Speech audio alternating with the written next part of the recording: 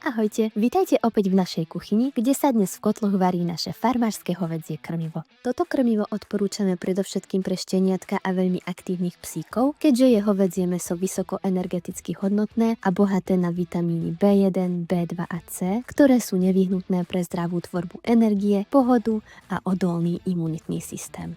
Farmárske hovädzie krmivo obsahuje hovädzie mäso, hnedú ryžu, tekvicu, sladké zemiaky a čučoriedky, aby tvoj psík dostal všetky dôležité živiny. Všetky naše krmivá sú vyrobené z prémiových surovín, vhodných aj na ľudskú spotrebu. Krmivá pripravujeme pomalým varením, aby sme uchovali dôležité vitamíny a minerálne látky potrebné pre tvojho psíka.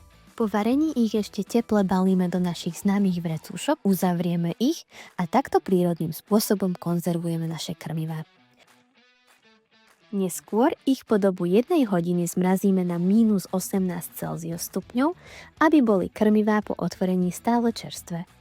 V priebehu 2-3 dní ich môže mať tvoj psík vo svojej miske. V prípade akýchkoľvek otázok, či už ohľadom farmárskeho hovädzieho krmiva alebo iných produktov, nás neváhaj kontaktovať na zákazníckej linke.